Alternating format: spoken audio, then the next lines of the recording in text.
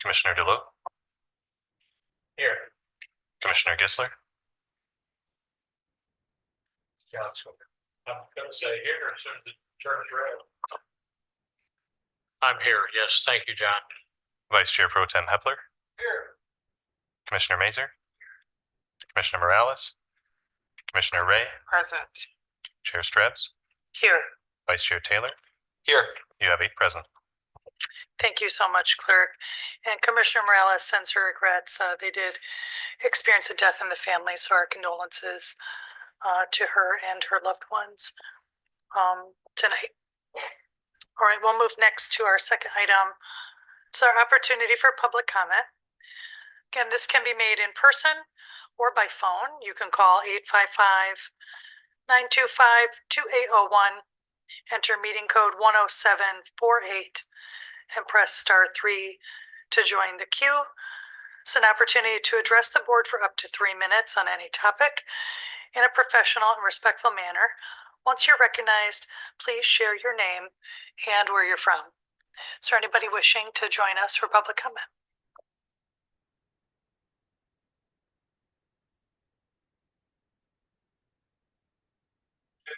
My name is Scott Moran. Do you have I'm gonna press the mic. There you go. Excellent. Thanks for the assist. Welcome. Good afternoon. My name is Scott Perangeli. I'm the Chief Pro Tem for the Ninth Circuit Court. I'm here on behalf of Judge Shigir, who is unavailable today. I didn't, as most judges, like to talk a lot. I didn't prepare anything because too lengthy, because I got 3 minutes and I was really banking on the Powerball last night. It did not go my way, so here I am. I just wanted to thank you for the time.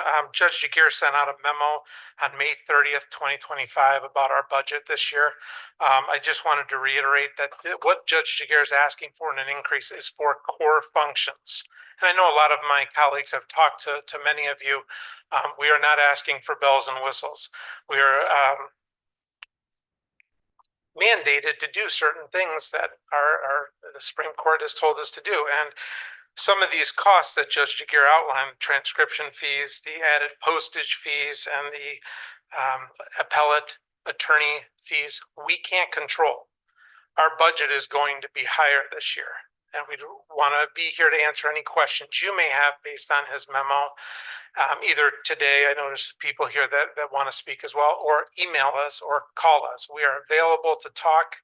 Again, we are not asking for increases or bells or whistles, just core functions.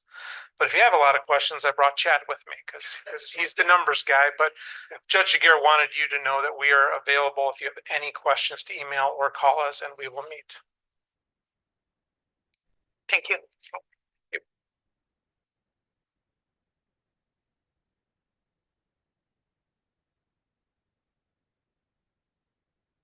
Welcome. Hi, my name is Ann Lipsey, and I live in Kalamazoo. And I have a couple of questions about funding. In light of the missions closing of their MAT situation, their surplus overrun capacity, and in light of the opening of the landing place that's scheduled in December, I'm wondering about what the status of operational funding, particularly for the landing, will be, and whether those dollars have been threatened by budget cuts at the federal level. The second one is related, and that has to do with detox services and the loss of the detox services provided historically by the healing centers. And you're also going to look at some of the opioid settlement money this afternoon. And I just would ask that we attend to those critical needs at both detox and treatment. And I know that dollars are really tight, but I just wanted to bring those things to your attention and see whether I could get some more information. Thank you. Good, thank you so much. And I'll follow back up with you directly as well. Thank you for your comments.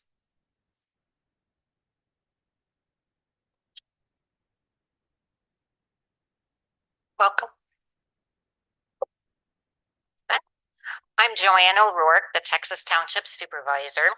I am here to thank you for your ongoing partnership related to tornado recovery.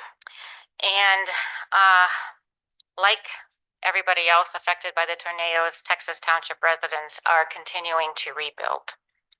The township is using after the storm for evaluating homeowner requests and distributing the funds that we received from the state. So far, $1.8 million in requests have been received with a current pool of funds of $300,000 to be distributed.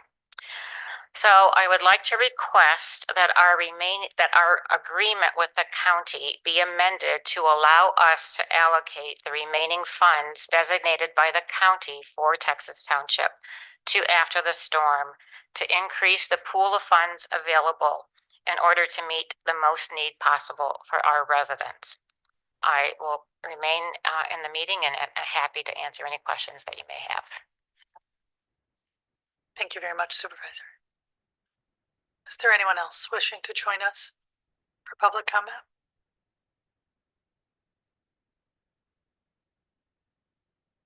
Dina, do we have anyone online? Chair, we do not have anyone online. Right, thank you so much. That'll bring our public comment session to an end. We'll go to item 3, which is a review of accounts payable and our payroll disbursements. If I could talk this evening, we'll welcome Finance Director Ryan Post. Welcome, Director. Good afternoon, Chair, Vice Chair, Commissioner Pro Tem, Commissioners. We have an accounts payable claims list totaling $8,287,018.94 is presented for review. Of this total, the Board of Commissioners asked to approve claims totaling $6,801,115.93. Payroll disbursements totaling $4,346,545.71 are presented for the August 29th elected and general payrolls. We welcome any questions from the Board of Commissioners at this time. Thank you. Do we have questions from members?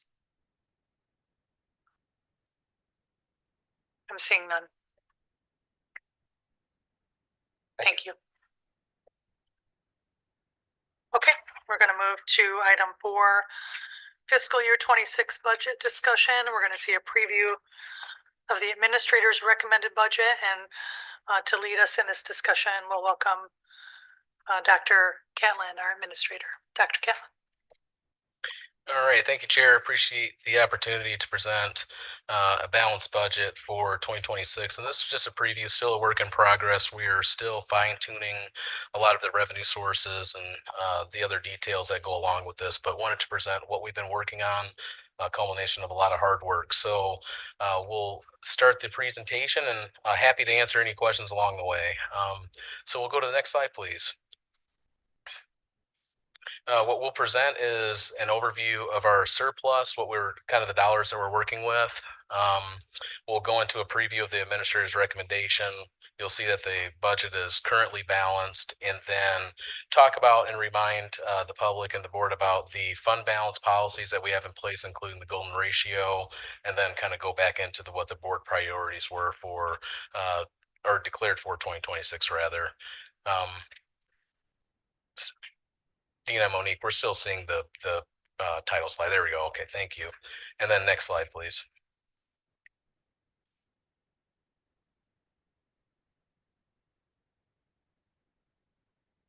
So we can go to the next slide. Thank you.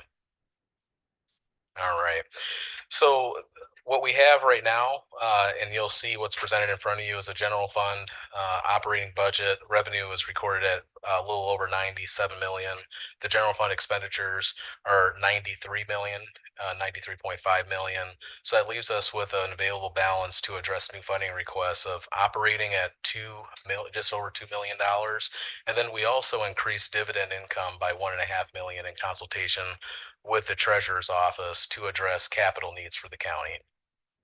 The law enforcement fund, which is another major revenue source, is the revenue is 18 million and the expenditures were 17 million. So that leaves us with roughly $721,000 to address law enforcement fund new funding requests. They also had a fund balance that was built up there of 718,000, which would be used for one-time capital expenses, which would be leveraged. So a CIP recommendation should hopefully come back before the board and be presented at the September 16th meeting as well.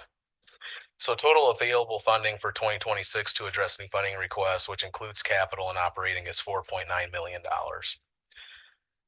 Next slide, please. This is just a reminder of our schedule of revenues and taxes. So really consistently, we receive and record investment revenue on a monthly basis, but then our other major revenue sources, primarily the winter taxes and the summer taxes, are recorded in February and September respectively. Another, I would say, sort of consistent revenue is the state revenue sharing. And as you can see, we receive those 5 times throughout the year. So cash flow has not necessarily been an issue for the county, but with revenues from the federal and the state government that are anticipated to be decreased and or eliminated, this gives you some insight into how we are planning our revenues. Next slide, please.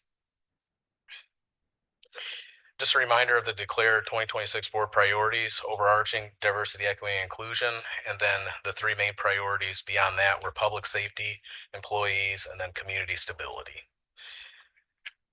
All right, next slide, please. We'll get into the meat of the presentation.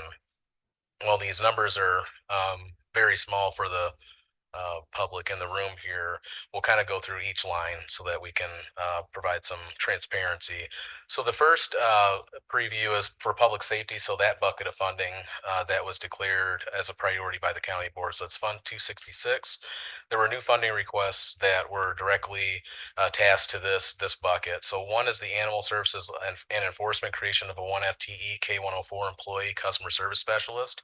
We have a animal services creation of a 1 FTE. It's a K106, K107 animal services and enforcement field services supervisor. 8th District Court, creation of a clerk of the court position. The Sheriff's Office, request for an increase in jail provisions. Sheriff's Office, request for medical expense increase. Sheriff's Office, request for increase of their fuel budget. Sheriff's Office, creation of 2 FTEs responsible for technology. So their technology analyst positions will be directly tasked to various facets of technology within the Sheriff's Office, primarily implementing their RMS GMS system as we understand it. And then Sheriff's Office, request for vehicle repair and maintenance. And then lastly, B&G, creation of 2 FTE KCSO building custodial positions, and that they would only be assigned to the jail facility. Happy to take questions on this one. Thank you, Vice Chair. Yeah, do we include the fringe rates for these positions? That is correct. Yeah, all of these numbers that you see presented before you have the fringe rate. They also have startup costs such as the technology, if applicable, so their computers and things of that sort. So, Yes. so fringe and technology. Absolutely. Okay, that was my main question. And then I guess I'll probably wait till the end for the other, but I did have a question on the going back to the GF revenue and the GF expenditures at 97.93, that with the assumption of the 4.9 left for the recommendations. I guess my question is, can we look at how we get to the 9.3 and 9.7? Because I think especially with positions, and I think you're probably going to talk about that, the vacancies and positions and everything later, but I think narrowing that, especially the 93,591, I think that's that on the expenditure side, that's where we as a board need to take a really hard look at and see, is it really going to be 93,591?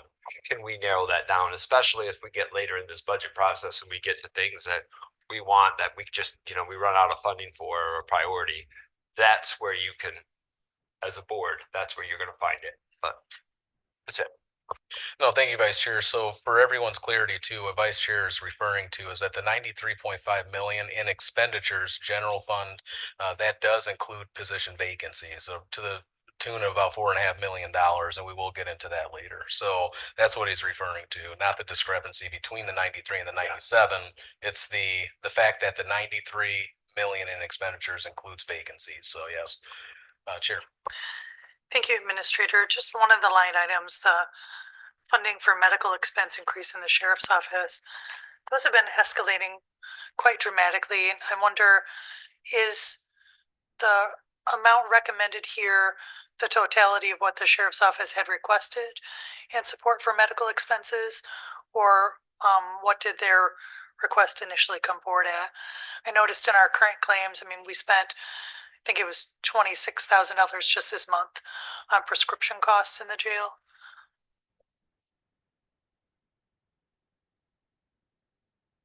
And we can always follow back up later if need be, Administrator. No problem, Chair. Sorry, I just had to pull up a different spreadsheet. So it appears that they requested $75,000. Okay. So we honored the totality of the request. It was priority 6 on their list, but it was 75,000 and we were able to accommodate. Okay, thank you so much, Administrator. All right.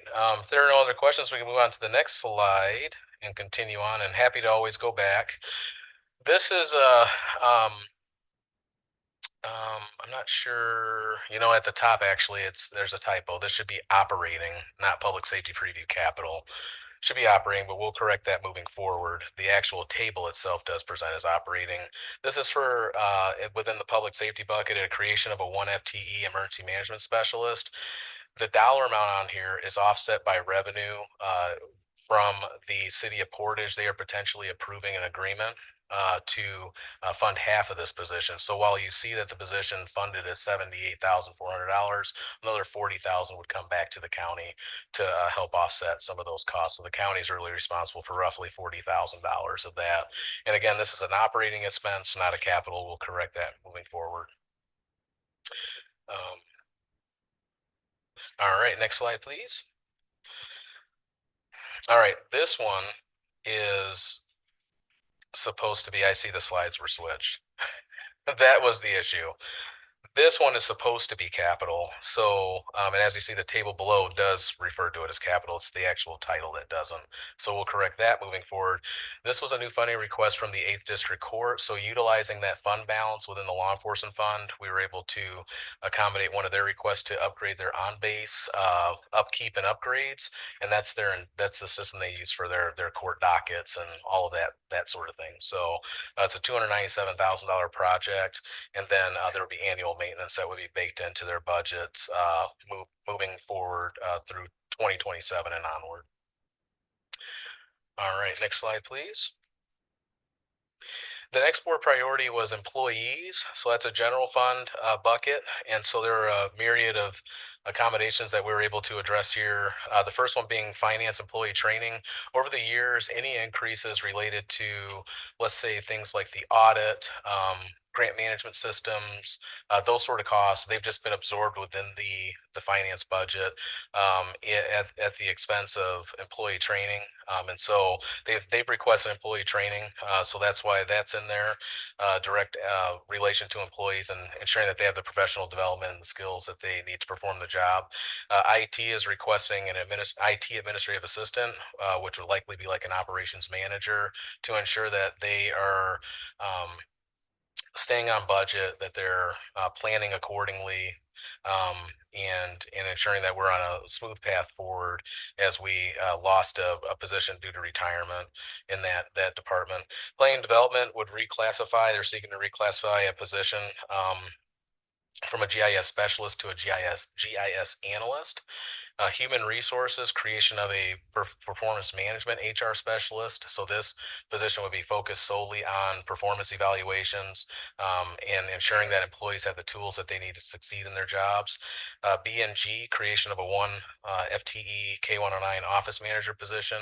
This would be a position in charge of ensuring that invoices are paid timely, that their asset programs are being implemented properly, that sort of thing, to ensure that they're the most efficient as possible as they maintain and renovate buildings. The clerk's office, a reclassification of an election specialist. to an elections manager, and that just goes to show that they need that expertise and that experience. This position is actually offset by an increase in revenue that they've been generating in the office, so it's really a cost neutral. We've already baked that into the budget on the revenue side. Communications, aligning with the strategic plan, is hiring another communication specialist to handle a lot of the social media, so that the other communication specialists can focus on other facets of the department with just regards to the communication standards that we're trying to set. Finance, there was a position that was allocated within the senior millage to handle accounting. This would move the funding back to the general fund out of the millage so that the senior millage can actually reach more individuals in that population. And then lastly, park seasonal budget wages. As you know, the county board endeavored, I believe it was in, I think it took effect 2023, but endeavored to increase the county minimum wage. Parks, through their fee schedule, just can't keep pace with the increase in wages, so they need general fund support to keep pace with those in the amount of $20,000. Any questions on employees?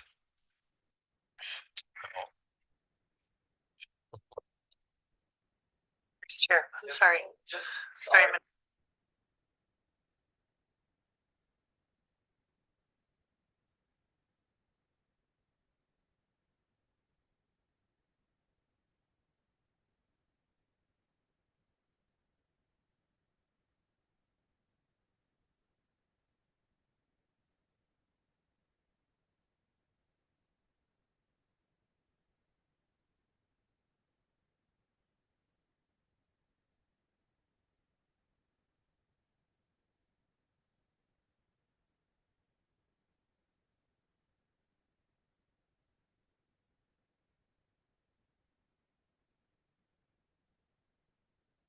Oh, I wasn't on, sorry.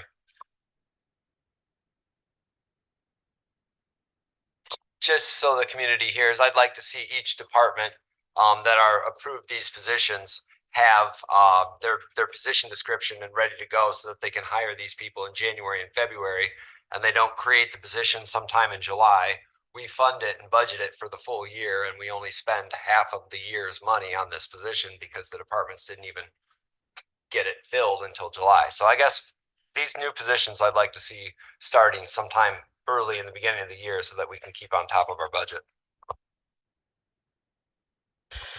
thanks for that, elevating that, Vice Chair, and that's a challenge to the department heads to meet that challenge, and let's get these bodies as they move through the process in the door, serving the community. Go ahead, Administrator. Absolutely, and to respond to that, so with every position that's in here, they've already gone through the Siegel evaluator, they've already gone through the JDQ process and have been sort of teed up to be approved at the time that the budget is approved. So typically what we've done historically is a separate board action would come back like in December, and it just doesn't make any sense. We're going to have the actual item report and the action item teed up as right along with the budget so that departments can start recruiting now with the position start date of January 2nd, or soon thereafter. So that way we're not delaying the timeline on that.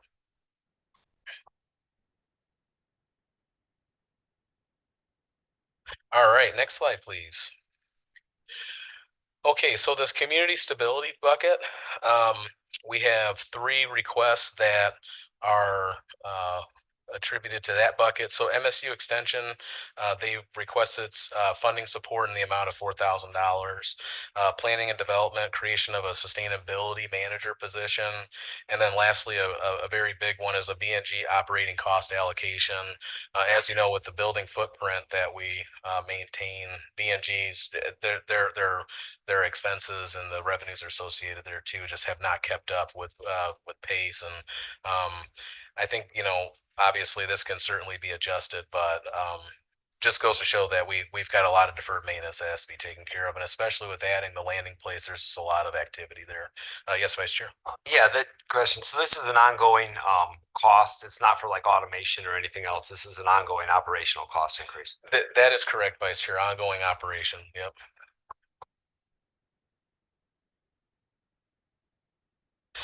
Okay. All right. Next slide, please. And again, we can, this discussion isn't over as we advance slides. We can always go back, and I know that we will.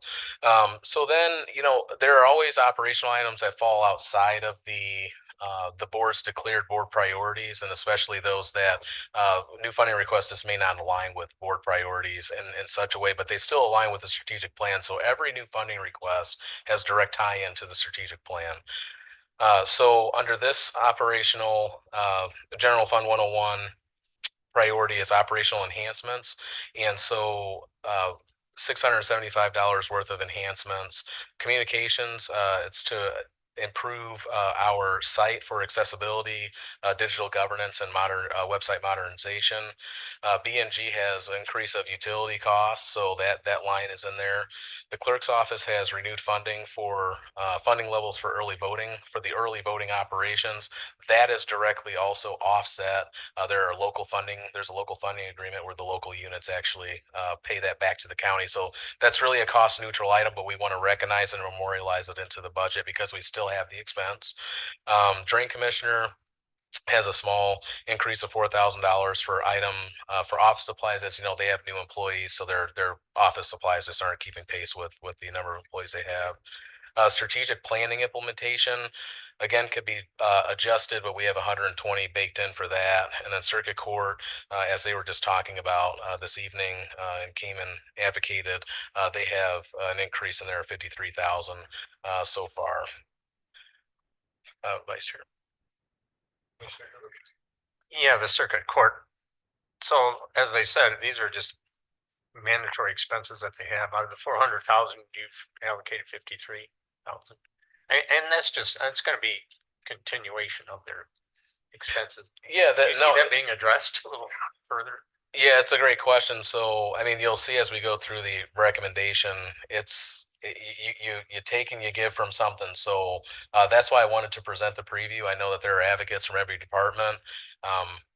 We wanted to present something, so they did get something of the ongoing operational, dollars. But yeah, I mean, everyone's experiencing increased costs across the board, and departments have to adjust within their line items, and I know that they have to. But this is just kind of where we landed for now. So Thank you, Vice Chair. Yeah, mine was a similar question. I see that we're hitting the edge of it, but so we're having to have departments kind of figure out how to do everything with nothing, huh?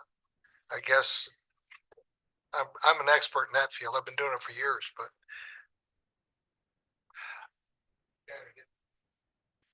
Okay, I have a question on the strategic issues, the strategic plan implementation.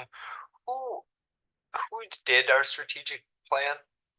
We had it done a couple years ago, correct? yeah, so Allison Brunette Consulting. Allison Brunette. Yep, she's out of Wisconsin. Okay. And then I only mention this because our strategic issues the last 3 or 4 years we've never I don't think we've gone over 10% of what we've budgeted in strategic issues. It's usually 250 or 270, and we spend about 20 or 30,000 each year out of that.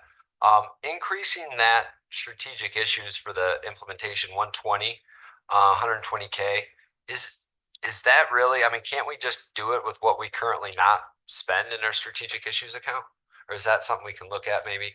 I think Vice Chair is something that we can certainly look at. I think this $120,000 as Deputy Administrator Cole sort of gathered a lot of the intel and data around this to implement portions of the strategic plan. We do need funding. I think that it's really about the pace.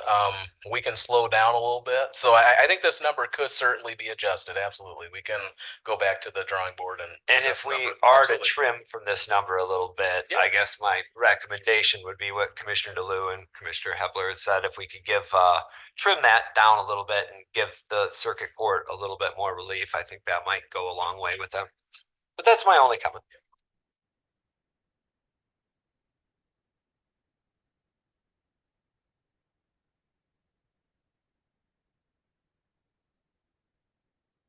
Sorry about that. I wanted to take a note for on my live document. So yeah, we'll go back to the drawing board on that. Not a problem. Absolutely. That's why we want to have this discussion tonight. So no worries. All right, next slide, please.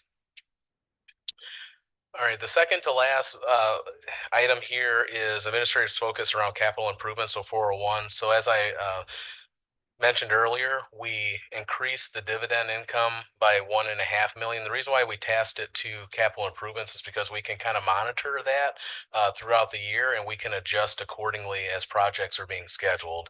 And so right now we've budgeted 1.5 million. So that'd be a B&G capital account increase. So that's the 401. And those projects still go through the CIP and then are ultimately approved by the board. But that would be at 1.24 million. And then we did a Parks and Expo Center a capital account increase of 260,000. Again, those line items would be adjusted accordingly depending on how revenue's coming in so that we don't go over budget on capital. And again, those are approved by the capital improvement or recommended by the capital improvement committee and then ultimately approved by the board of commissioners, which we hope to have that recommendation ready for the 16th. Oh, yes. Really quick, just to be fair, I nitpicked you on the last one. This one is actually, I'm a big, strong proponent of this. I think this is the way to go. It's a true estimation of what we're going to get in our dividend accounts, and it's not tying it into positions, but it's tied into capital. And then also we're doing something for the first time that we haven't done in Kalamazoo County in a number of years is budget capital improvement. I think we need to start putting more of that onto our budget so that we can have long-term planning for it year on and year out. But yeah, I'm a big proponent of this one. All right, thank you so much. I appreciate the comments, Vice Chair. And then next slide, please. The last item is a result of a regular board meeting item that you all approved. It's on the, I believe it was on the August 19th meeting, if I recall.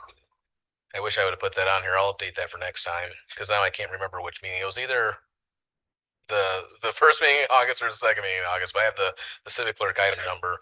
And it's for ongoing operational revenue to support expenses associated with the Office of Community Corrections opioid settlement funding request to support their criminal justice clinician contract. So we baked that into the budget to memorialize it out of Fund 284 from the opioid settlement fund. It's $56,200. And so just wanted to make sure that was transparent and clear on that. Next slide, please. This is just a reminder of how we divvy up the golden ratio, the unanticipated unallocated fund balance. So that's just a representation there. Next slide, please. Utilizing the operating revenues. So that was that $97.1 million that was on the third slide of this presentation. We see that a 20% to 25% general fund balance ratio is 19 to 24 million. We know then that our remaining unrestricted unassigned fund balance from 2024 was $29,867,206. We would recommend a cautious approach utilizing the 25% ratio, knowing that we have issues with federal and state funding that are looming over us. So that would leave us with a golden ratio amount of a little over 5.5 million. Well, it's almost $5.6 million. And so next slide, please. What this representation is it kind of shows you how that funding is then divvied up between the various buckets of fleet, large capital, and board priorities. So those change slightly as we modify the revenue from the last presentation. And so you see that the first two buckets are 1.1 million, and then the latter two capital and board priorities are 1.6. And so what we anticipate during the budget process is also memorializing these transfers so that the funding is not just sitting in general fund balance, but is actually being put to use. The one that's not necessarily, that sort of does, I would say, sit in fund balance is the board priorities. Until the board declares where that money is tasked to, then we actually restrict it. So we just have to have some garner some direction around that 1.6 million. Vice Chair. Yeah, is there a goal of the fund for 613 or fleet fund? Is there a goal of what we wanted to get that fund to, and then we would taper that down, or is that going to be a continue? We're going to need about $1 million a year into that fleet fund. I know we needed to build it up, but isn't there a point where what we put into it will be de minimis or less each year? You know, that's a great question, Vice Chair. I think, Board of Commissioners, I think our intent is to build up that fund to support, yeah, fleet and just BNG in general. So 613 is can support a lot of the deferred maintenance, the T&M contracts, the things that they need to do to ensure that employees have safe working conditions, and obviously that our visitors do too. And so I don't know if there's necessarily a number that we need to hit, but I think if the fund balance, yeah, absolutely, if it gets too high, I think that it's something to certainly review and taper back as we can. Deputy Administrator Cole can provide more context. Please, Deputy Administrator. Thank you. Chair, Vice Chair, Chair Pro Tem. Very specifically in the Central Stores Fund regarding fleet in particular, there's two main drivers. One is the law enforcement. There is a percentage of vehicles that have to be purchased every year. That cost of those vehicles is increasing significantly, as is the volume of purchase. So out of that, around 400,000 would be straight for law enforcement. And right now, the impact of the enterprise leasing program, the lease costs are also coming out of the central stores. So right now that's about 450,000. So I think the $1 million each year, because we also do vehicle replacements. Unfortunately, there are accidents. We get some reimbursement from MMRMA when that happens, but then we have to do a repurchase. So that little delta that's there, the $1 million is pretty spot on for what we'll need long term. In the ramp up of the program, though, we did have a balance, so we can dip into that. But ongoing, that's about the number that we will definitely want to be able to allocate each year. Okay, would it make sense to sort of, I guess, almost reverse engineer that sort of thing where you have a fund balance that there's a policy that it can't dip below, let's just come up with a number, $1.5 million.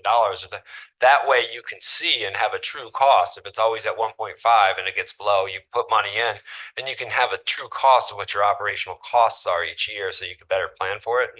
I think so, and then I think a true up of what that number is, because again, the escalating costs and then the usage rate of law enforcement, the need of our communities. Sometimes the burn rate on those vehicles goes up, and so that number would potentially have to be reviewed. There is a vehicle replacement strategy, and that was also renewed and reviewed, so their number for replacement increased. So that's something.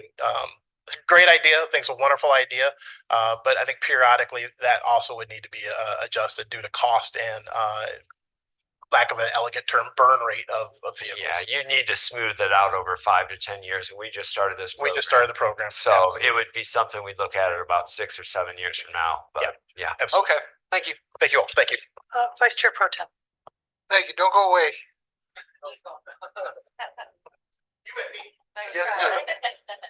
Thank you. Thank you. Assistant Administrator. Yeah, my question was on the fleet thing too. And I understand the Sheriff's Department and their need and cost for vehicles, and you're saying about 400,000 goes basically to that. I know that we have a rental program now, and I kind of am very intently watching that. I'm not a big fan of renting. All right, I think it's not a good road to go down, but we got to do what we got to do. And I'm kind of curious as to making sure that that is the right road to travel, that we don't have vehicles for our other facilities, but basically we got 400,000 and then we got 600,000 that was going into what would be rental vehicles for the rest of the departments. That would include our building and grounds and the parks and those folks that utilize a number of vehicles for plowing the parking lots and those type of operations. So I'm curious, I realize it's probably too soon to ask that question. Is this the right road to travel, or should we be looking more at purchasing the vehicles longevity wise? There's a lot of studies gone out that show that take-home cars for police officers, usually they last longer and they're better maintained. So a little bigger bang for the buck. They don't get damaged as much as to opposed to this shift uses them, the third shift uses them, second shift uses them, whatever. So I guess I'm concerned that we want to keep an eye on this fleet thing and see if this rental idea is the right way to go. Because you put plows on trucks, you got to have the right size truck to have a plow on it, and for it to do the work it needs to be done. So I'm hoping that we're going to keep a real close eye on the fleet policy money here. Thank you. Thank you, Vice Chair. Vice Chair Pro Tem. What we certainly can do, and I think it's highly appropriate at a time of the board's choosing, that we give an update of the program itself. So far in the short term, it has actually paid significant dividends, but we would gladly love to be able to make that case. The other thing that I think is important to note is that there is an annual analysis of the vehicle usage. And so the fleet committee does review those and then also makes a recommendation should a vehicle be purchased out of its lease, or if it's just inappropriate from that perspective. The part of the elements of the program also is the resale of the vehicle. And then the equity of that vehicle gets rolled down into the full lease payment across the county. So the delta between the cost, as you all know, from purchasing a new car and leasing, it's minimal. But we were able to, through the lease payment, refresh the entire fleet of the county. It was truly bubblegum and duct tape for a lot of vehicles. A lot of them were inherited from the sheriff's office on its last leg. Parks was really the poster child for that, and we were able to refresh the entire fleet for the cost of what we were buying 4 or 5 vehicles. So that's just something in perspective. And when there's a vehicle that's kind of outside of that price point of making it of value, meaning we're burning it more than necessary, we have the opportunity to purchase that vehicle for the remaining value and then have to maintain it. So the vehicle is paying dividends. Again, would love to show that short-term report, but we do that analysis every single year with the fleet committee. So thank you. Oh, boy. So you come up and then you get popular. And you mean me. Commissioner Gessler. Thank you, Chair. Yes, Terrell, could you, I know you said it before and probably Kevin has too, but not all county vehicles are part of this leasing program. Just in 25 words or less, who gets left out? Which ones are not? So everyone has the opportunity to participate in it, but the largest that does not is the sheriff's patrol vehicles.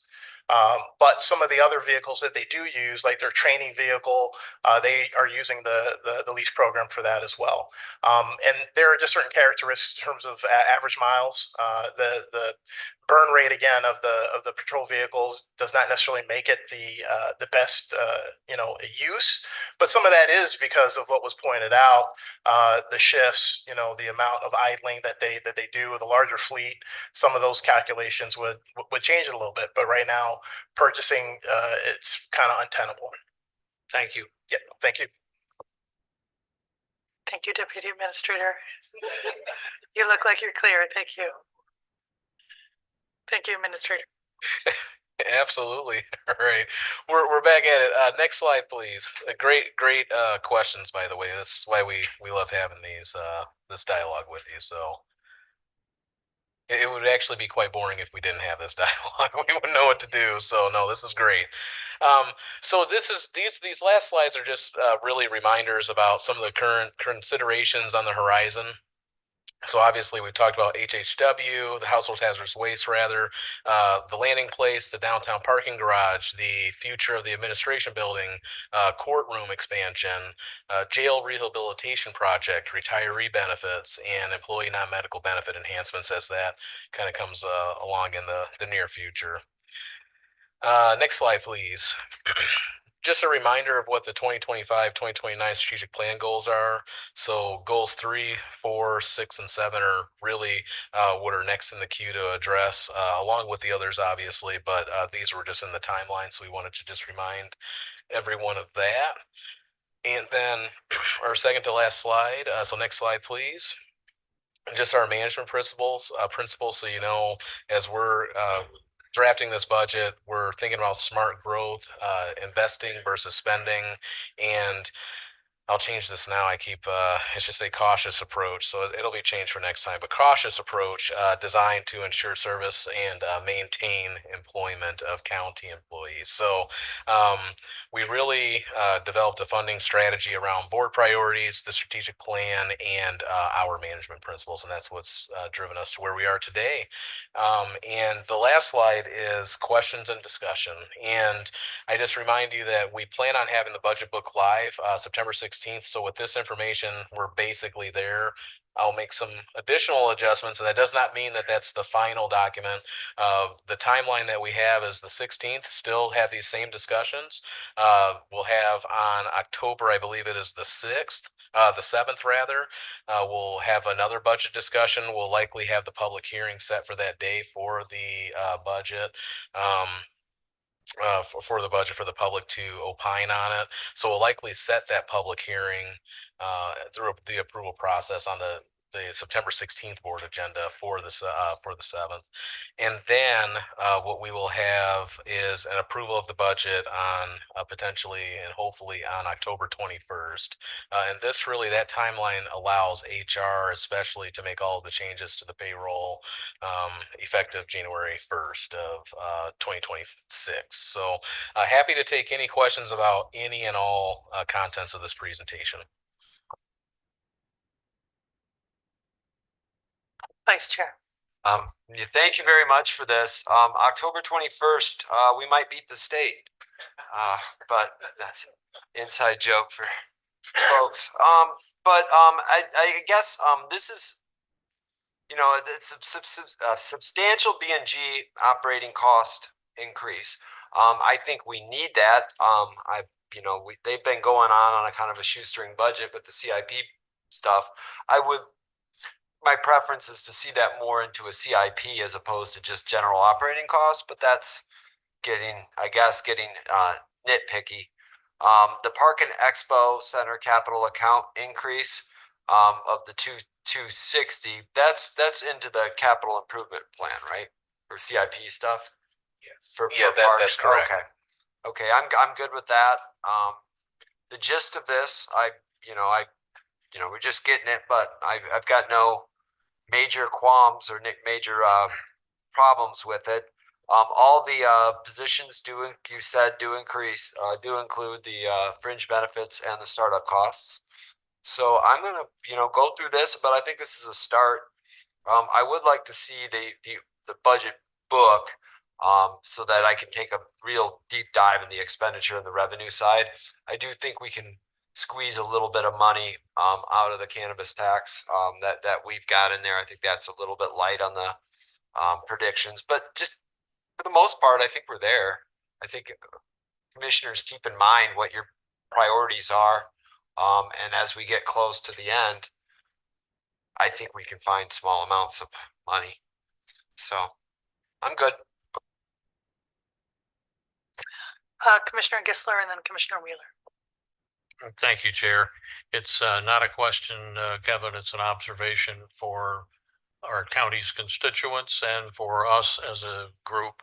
And that is, we are really going to have to prioritize this year.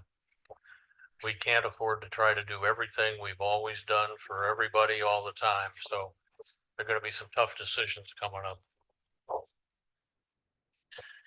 Thank you, Commissioner. Commissioner Wheeler.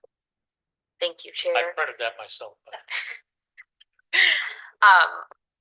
First of all, thank you. That was a fantastic presentation, and I'm right there with Vice Chair that it's really, really quite there. I just want to say thank you for this. These spreadsheets on position vacancies. This is really enlightening. Some of these have been open for over 1,000 days, and that's something that we're going to have to drill down and figure out if maybe, we can combine positions and look at salaries and try to get these positions filled. Vice Chair. And I do want to also make a commitment out there. One of our priorities is law enforcement. We do need to look at these position vacancies that have been open for, as Commissioner Wheeler said, 1,000 days.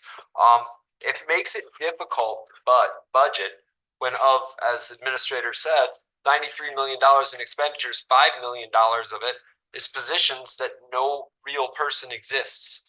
And it's been open for 5 years. It makes it really difficult to give wage increases to the employees that are showing up. It makes it difficult to do all this stuff. But another thing that we've never really done in the county is budget overtime.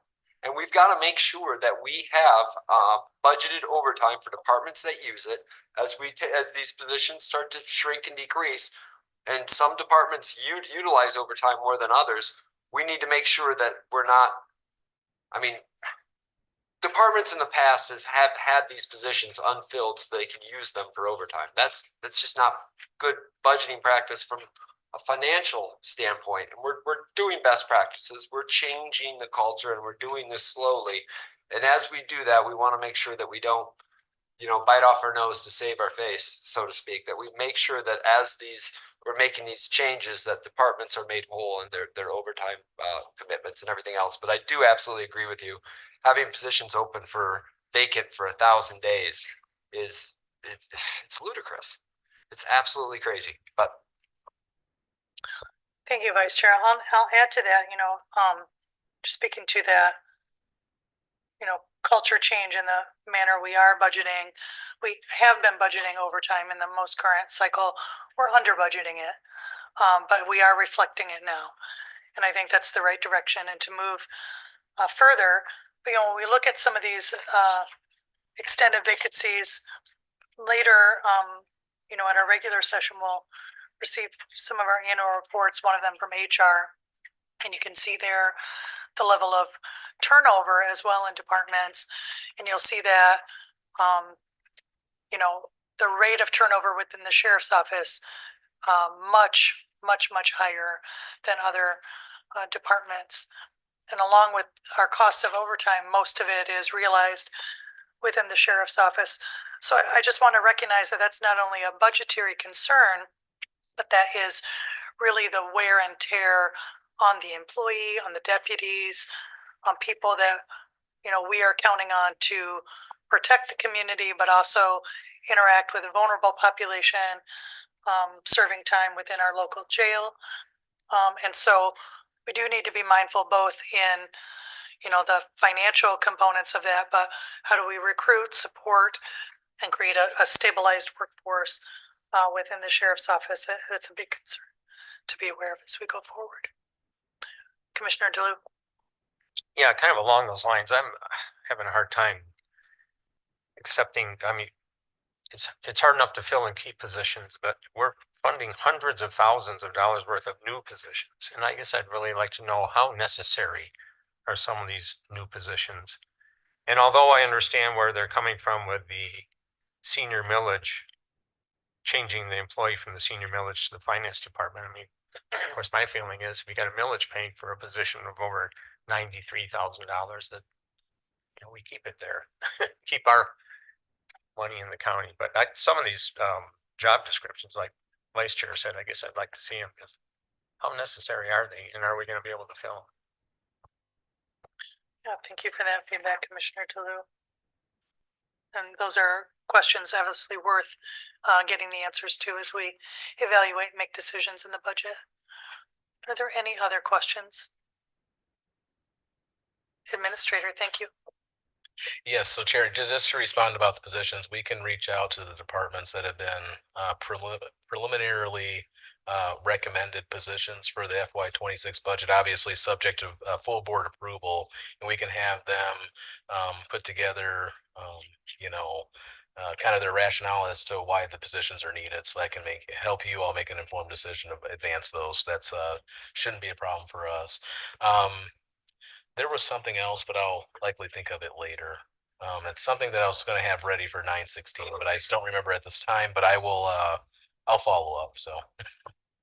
Thank you, Administrator. Commissioner Gessler. Thanks again, Chair. This thought just occurred to me. Was it a 3-minute video that you put out concerning the budgeting process, among other things? And I thought that was extremely well done. So whoever it was that did the scripting and everything else, it was extremely well done. The only question that I would have is, at one point in there, you said that the baseline is where we start, and that's what we spent last year on every department. We should at least look at the possibility of zero-based budgeting, making each department, it'll be easy for most of them, justify their own existence, and then talk about the money they're going to spend, especially if we're going to be in a realm of prioritizing everything. Thank you.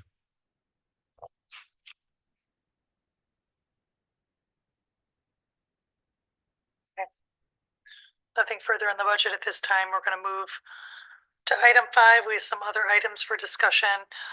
First being discussion regarding the remaining Texas Charter Township weather-related disaster relief funding allocation. And we're going to open this up to some board discussion. We know that, as we've heard from Supervisor O'Rourke during public comment, it is the request of Texas Township that the remaining roughly $27,000 go to after the storm, can address the needs of residents on private property. The money they had received from us was used to mitigate issues on public property. They've expended what they could and needed there, and the remaining funds need to be determined on what we will do with next. So I'll open that up to some discussion from board members. Vice Chair. Abby, I'm going to make you talk first next time I see you. Yeah, my view is we're going to have probably multiple storms. This is $27,000. I'd rather just put it in a pot and wait for the next storm than use it for private property. That being said, it's $27,000. I'm not going to lose sleep over which direction this board goes. So that my vote is to keep it into a pot for the next storm. But if we want to put it to after the storm, I'm okay with that too. I mean, that's just my leaning vote. Commissioner Wheeler. Thank you, Chair. I mean, as Supervisor O'Rourke said, there have been $1.8 million in requests for folks who need relief, and I mean, I think putting the $27,000 towards that, I mean, what else are we here for other than the people? So, Vice Chair. I would respond to that. We're here to prioritize public infrastructure dollars, not necessarily private homeowners' expenses. That being said, it's $27,000, so it's not gonna be my hill to die on. But yeah, but I'd rather use it for next year if Parchment or Charleston Township or something has a tornado or has some sort of weather disaster relief, that we use it for public infrastructure. That's my. Thank you, Vice Chair. I think one of the considerations, I mean, we're not talking about a significant amount of money. We have allocated funds to after the storm to mitigate concerns in private property otherwise. The issue, is also, it's sort of twofold in my thinking. It's one about how prepared are we for future storm response. We're watching the frequency of the storms increase, the severity of them increase. Often, we have worked to try to target remediation into pockets of the community where there's significant economic disparity, where homeowners may not have the resources, the insurance, they may not be owners of property to mitigate the loss of their possessions or damages. And that may be the case with some of the private property owners who've put in requests to Texas Township. But many, of the properties are have a high taxable value in that sector of the county. So we do need to be mindful about having a plan long-term about what we do to mitigate and respond to disasters, because they will continue to occur. And when government property is impacted, if we don't have the money to then be responsive to that, that impacts every member of that local jurisdiction or of the county. I see Commissioner Vice Chair Pro Tem. Thank you, Chair. Yeah, I don't feel that probably any governmental entities in our county are really prepared for major disasters. Major disasters come, and they don't have to be huge, but a small community like Schoolcraft or Augusta or Richland doesn't have a huge budget to start with, and you have a major storm comes through. You have to clear trees. You have to make sure that your infrastructure is up and running, your water, your sewer, your fire departments, and those things are able to respond to the calls to their citizens. When they get overwhelmed, then they go to basically to the next step up, which is the county. And when the county basically gets overwhelmed, which we kind of were back 2 years ago, and then again even this year, then we go to the state. And when they basically get overwhelmed, they go to the federal government, to FEMA. All those things take time. The problem is you don't have a lot of time to restore sewer and water and roads so that you can get people to the hospital that are in need. These things have to be done quickly. So we kind of really need to plan for emergencies. We need to have some money set aside that we can draw on to help out our citizens, our businesses, our communities, to protect life and property. Yeah, we want to make sure that everybody gets taken care of appropriately, but we really need to have some planning in there for emergency management. And that's the bottom line, is that there needs to be some monies there so that we can partner up with, and we've done a great job of that. The city of Portage, the city of Kalamazoo, our local entities have stepped in to help out with medical services, firefighting equipment, road equipment, and loaders and dump trucks to move huge amounts of material off the roads and hopefully off of people's homes and stuff. So, but I'm really going to be very strongly supporting, having us try to set up something. Doesn't have to be a huge pot, but something that's available for the county to step in and help all those jurisdictions as a need arise, so that we keep this a great place to live, work, and play. Yeah, I'm going to go to Commissioner Mazer, and then DeLue, and we'll come back to Commissioner Wheeler. Thank you. My preference would be to honor their request. They've been through an awful lot, and I think it's a fair request. So that would be my choice. Thank you, Commissioner DeLue. I'm just asking some of these senior members of the board, would this be precedent setting, or is the county allocated funds to private property owners in the past? Vice Chair, you want to respond? Yeah, it's not precedent setting. We have, as the chair had said, we have done this in the past. If it was precedent setting, I'd be a hard no.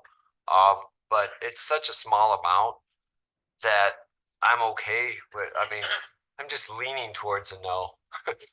So, I mean, fundamentally, I just think the governmental money should be used for governmental infrastructure, not private properties. But it's $27,000. I'm going to go to Commissioner Gessler first, and then we'll go to Commissioner Wheeler. Commissioner Gessler. Thank you. I understand everything that John is saying, and I guess the question I would ask is, if 27 is peanuts, how about 127?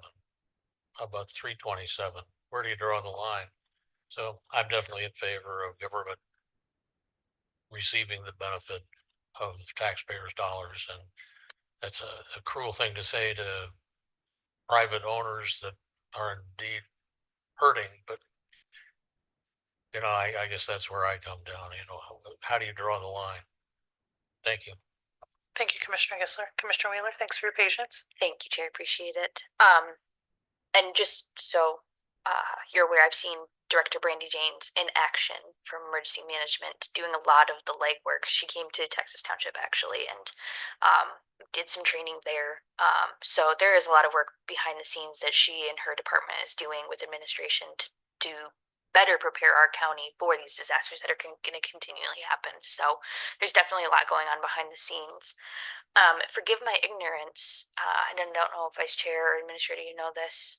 How did Portage give money to After the Storm for their residents? They didn't give money to After the Storm for their residents?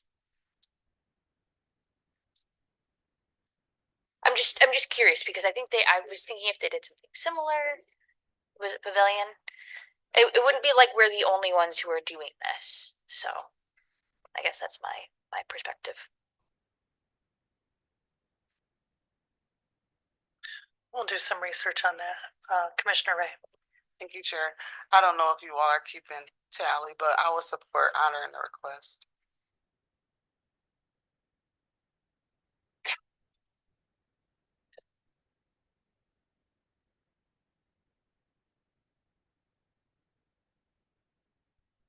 As administrator is reviewing what other municipalities may have done to address private property owners, I want to get a sense of where we're at.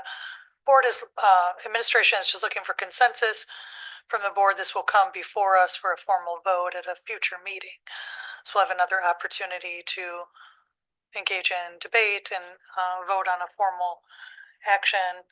I think I'm seeing Vice Chair, sorry. Yes. I've got an idea that might help you because I will make a motion that will more than likely, I think it will fail 3-3 or 4-4, and then administration can put it on the consent agenda to probably go to after the storm afterwards after my motion fails. If that's you have the purview to enter a motion at any time. I would make a motion that we take the leftover money committed for the Texas Township to be placed in a separate fund. Thank you, John Kern. To be placed in a separate fund to be used for future disaster relief.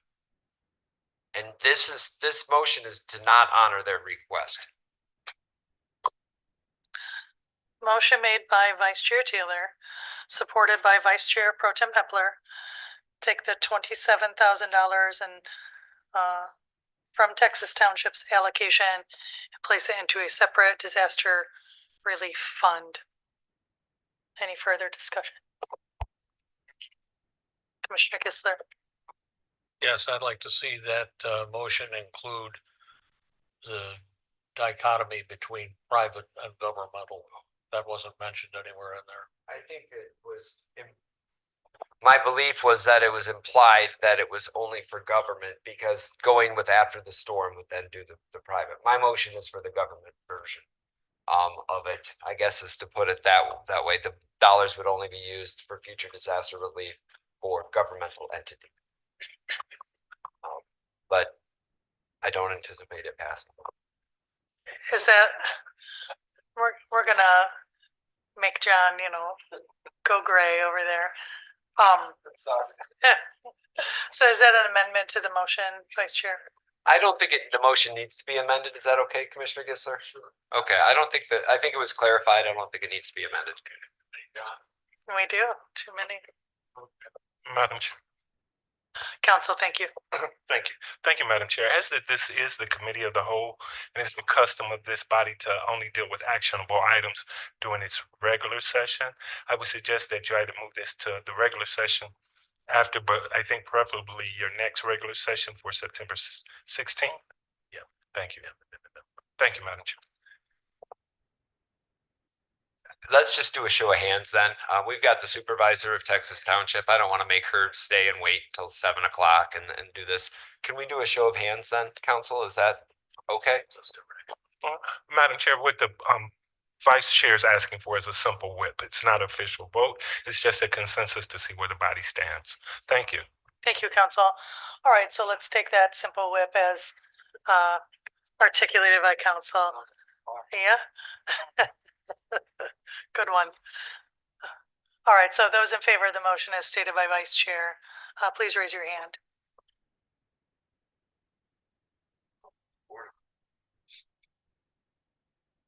It would carry. Okay.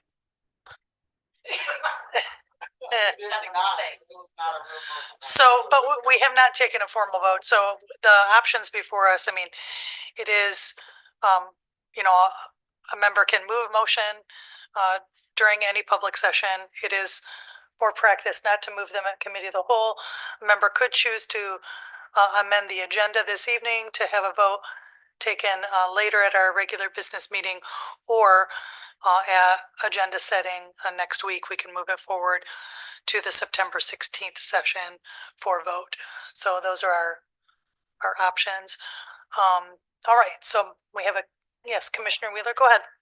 Thank you, Chair.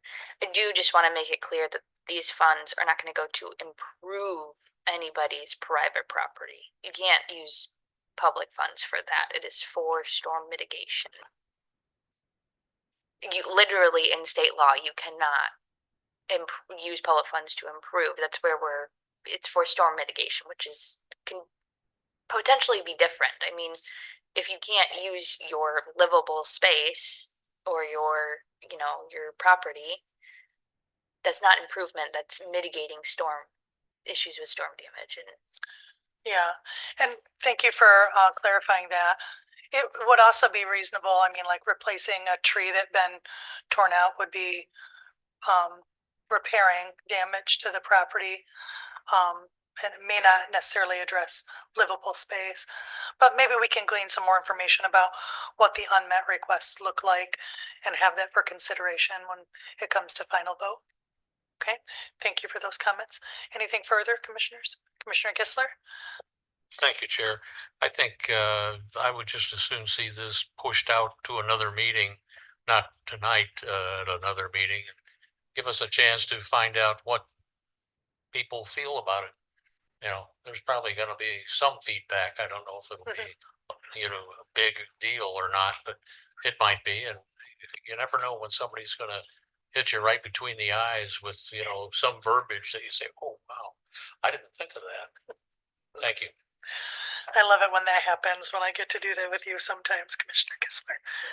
I'm sure you like it the other way around as well. Yeah, I think that's our preference. We'll bring it back to the 16th for formal action. And in the meantime, we can engage in additional dialogue. All right, we're going to close out this discussion and move forward to our next item. Discussion of the reallocation of forfeited ARPA funds from Young Kings and Queens. Again, this is another open discussion. We have opportunity here to address issues as we see fit. One of the potential proposals is to address emergency sheltering this winter. Again, just to sort of refocus the discussion, these funds went to Young Kings and Queens from a specified pot of ARPA money that the board had identified to address disproportionately impacted community members. And so certainly I want to thank Commissioner Ray for refocusing us to the original intent of these resources. We discussed some capital improvements that they could have been used for, but I think we can refocus them more to their specific intention. And I think there's a potential collaboration with the city of Kalamazoo here to help us with emergency sheltering this winter. Vice Chair. Yeah, first off, thanks Commissioner Ray for, I'm sorry. Thank you, Commissioner Ray, for focusing back on what these dollars were originally intended for. And Chair Srebs, I think this is a great idea. I am a big fan of the shelter for during the winter months. This is a great bang for your buck.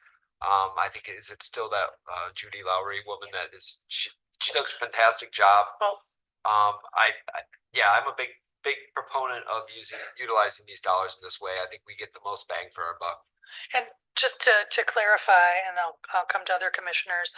So what we'll be asking to allocate is $396,000. $750. This would then likely come up for a request for proposal. And so, Heads in Beds is the name of programming, or Dignity in Motion. They did some emergency hoteling and servicing last winter. They certainly are probably an interested party that will come forward with a request. Others may also come forward, and we may see a number of options in which we can make a determination about what we want. Administrator, do you have anything to add? The city of Kalamazoo is also considering an allocation, and my understanding is it's approximately $300,000, and we would collaborate together on a single RFP, or would we each be working through them individually? Yes, Chair, that's a great question. And so the process, as I know it, would entail the city allocating, or it's probably a little bit over 300,000, our 396,000 through a joint RFP process. What we still need to know is if the board desires that process to be I'd say set forth by or administered rather by the COC, or if the county board prefers that the county administer the RP through a joint process.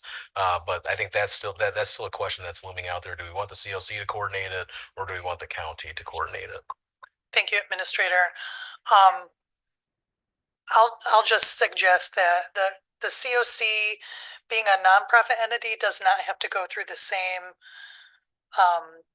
board process. Sometimes we can cause contracting to lag a bit, and we know winter is coming. We're already in September. We want to see really contracts move out the door by the 1st of November. And I think what gives us the best chance to do that is a collaboration with the COC, but I'm open to feedback from the board. Vice Chair?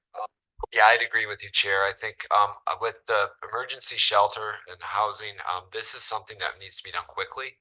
And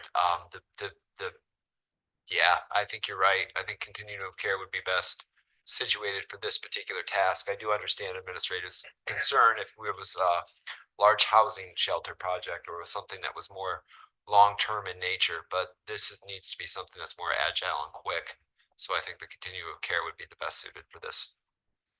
Commissioner Kistler? Thank you, Chair.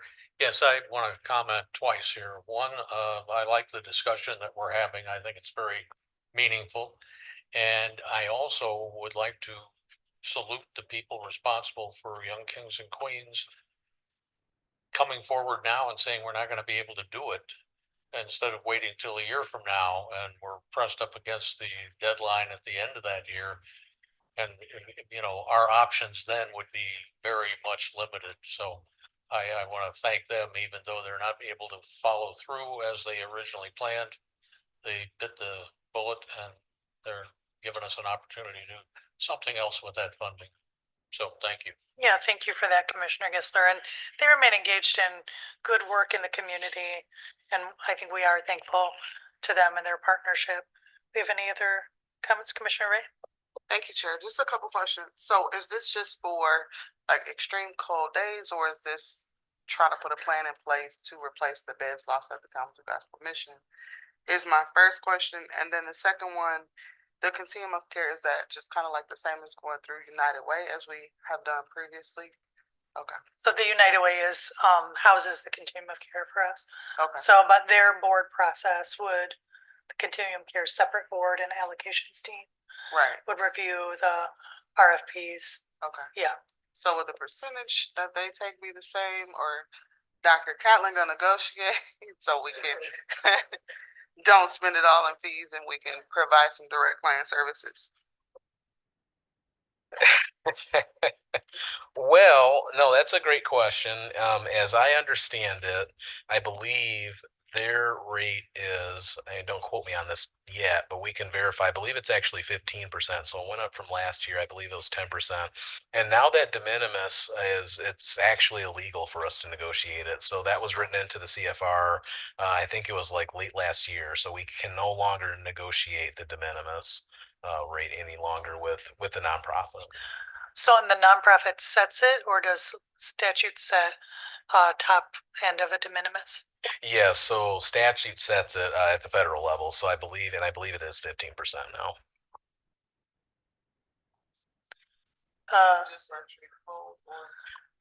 I apologize. Yes, Chair. Administrator. Yes, thank you, Chair, Board of Commissioners. So yeah, so this is intended to support really extreme weather events. So we know during extreme weather events, there are a lot of calls that the commissioners receive about what are we doing for the unhoused. And so this would be the kind of the code, support the code blue plan essentially, where we have X amount of days of extreme weather, whether that's heat or cold. In this case, it would be cold.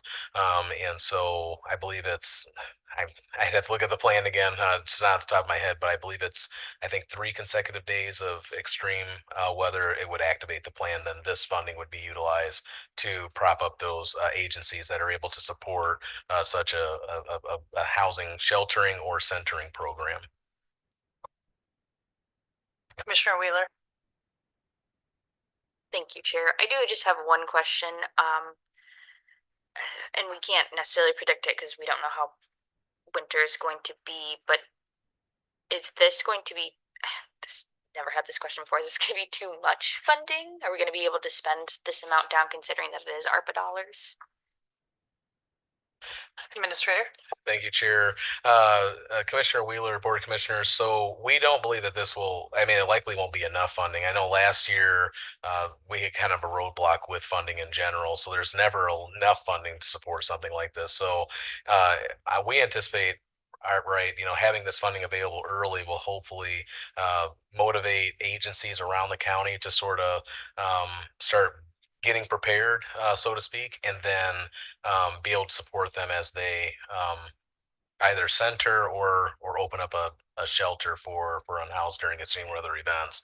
And then that way we can leverage funding from the city, from the county, and then COC also has funding as well available through grant HUD grants. So we're hopeful that by approaching this as early as we are, we'll be able to prepare some of these nonprofits to be able to step up and help out. Yep.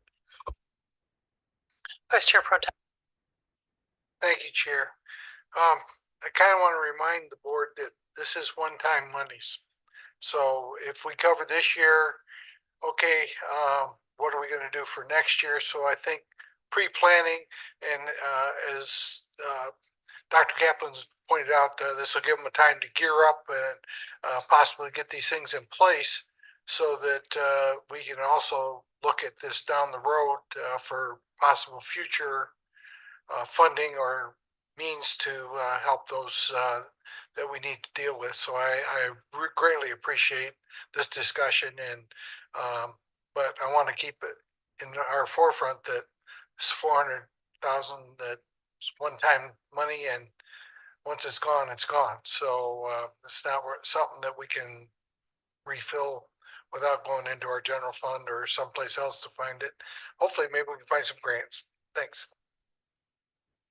Thank you, Vice Chair Pro Tem. I think it's also important for the community to know, I mean, we do recognize the ongoing need for planning, and our housing department is engaged in that process, working on building a framework to address issues.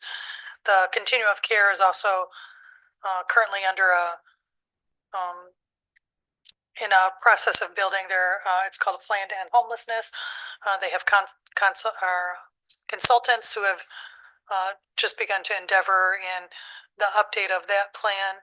So there's work both at the county and in the nonprofit sector working to plan out long-term, but we know it needs resourcing.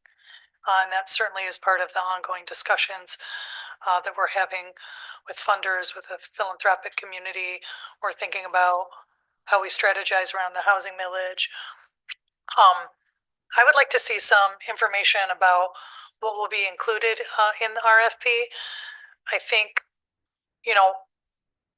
we address extreme weather events within our emergency plan at a certain level, but really anytime it's below 45 degrees outside, it is a threat to the health and well-being of someone who's outside exposed to the elements.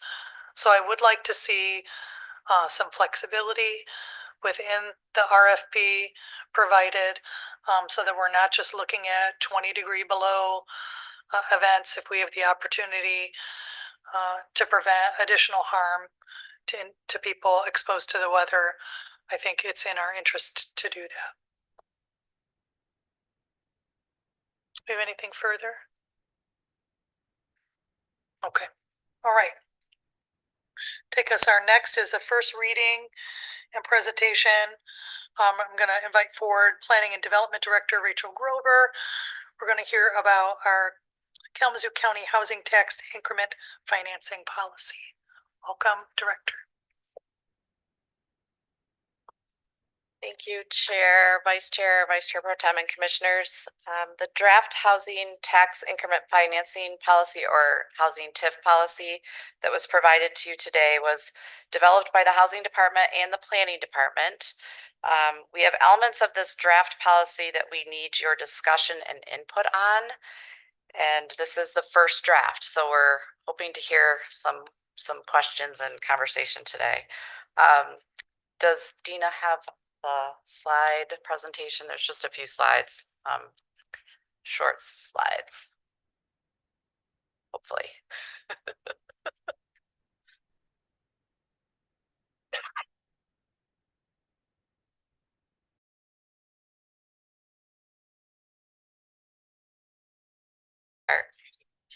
Okay. Well, I can just get really started. The first slide is just trying to talk about why this policy, and essentially it's established some definitions and eligibility that align with local housing needs and goals. And also following the conversation that was had during the approval of the first housing brownfield TIF project in Pavilion Township that occurred in April. This policy was developed with that conversation in mind, and the housing priorities. So I just wanted to provide that. So that was the first slide. Can you go to this 2 slides, I guess? Next slide and then the next one. Okay, thank you. So basic highlights from the policy and what we're looking for feedback on is the first section is just providing some definitions based on state guidelines and the state legislation. And then the next part gets into affordability for rental units, where we currently have proposed in the policy of 20% of rental units at below 80% of the area median income, and then for sale units with 20% of the units below 120% of AMI. Also for those for sale units, as part of the conversation that we had back in April, to have homeowners that purchase the for sale homes have deed restrictions in place over periods of time, with limits on the amounts of the equity available at a percentage of the subsidy that is realized, depending on the number of years they are owning the home. So that is done across a lot of affordability programs. So we wanted to add that to this policy as well. The next slide, please. So as I mentioned, we need your input on if those affordability units are what this body is comfortable with or would like to see in a policy. For the rental and for sale units, the percentage of the total units at affordable, and then the commitment periods for the homeowners for the for sale homes. And then the last thing that was highlighted in the policy that was provided to you is for consideration for projects without affordable units, there is possibility of applying for a waiver, but also would there be an interest in having a community benefits agreement, like in lieu of having affordable units, to go into an affordable housing fund. So that is one of the items we would like some input in as well. So the next slide. Just as a note, this policy was shared with the Kalamazoo County Brownfield Redevelopment Authority last week, and I believe they provided some comments back to us, and I think to the County Commission as well.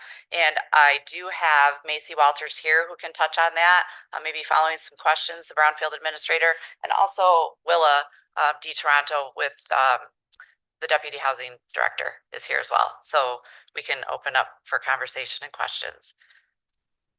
Vice Chair. Yeah, has there been any conversations with the people that put these deals together on the input of this? That might be Macy. Macy, please. Yes. Hi, Macy Walters, Brownfield Administrator. I'll just go ahead and say for this board and of course the public as well who are watching, the Brownfield Authority Board is made up of various professionals within the development field, lawyers, attorneys, development professionals, as well as environmental consultants.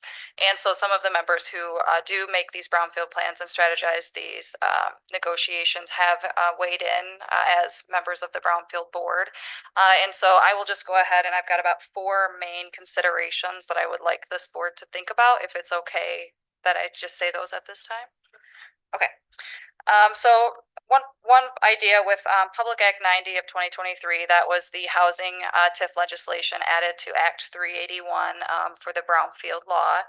And so this tool is one that does target the workforce housing section in our housing continuum, and that is defined as affordable with the Michigan State Housing Development Authority. And their term for affordable is 120% AMI or below. So I do know that there can be varying opinions or definitions of what a municipality may count as an affordable qualifying percentage. So I'd just like to say that the intention of this tool, Public Act 90 of 2023, is to create more workforce housing in the community as well. So I would like that consideration to be weighed when it comes to some of these development deals and structuring these deals. The intention of this tool is to take a focus on that 120% to 80% AMI.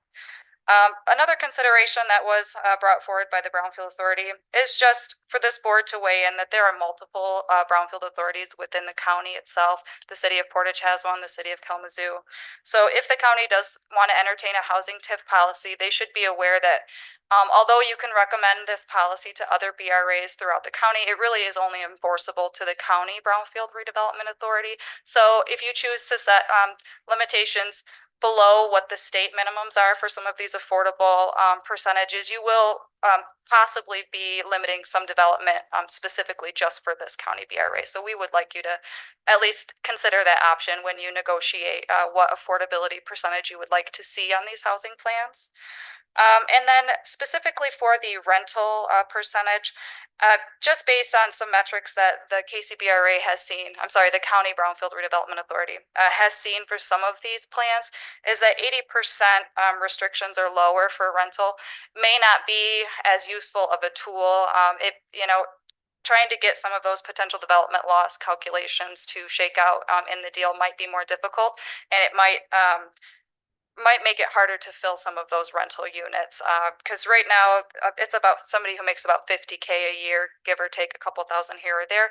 And right now their opinion is that pool of people is kind of low. So they would like you to consider within this policy to keep it at the state minimum of 120% or lower.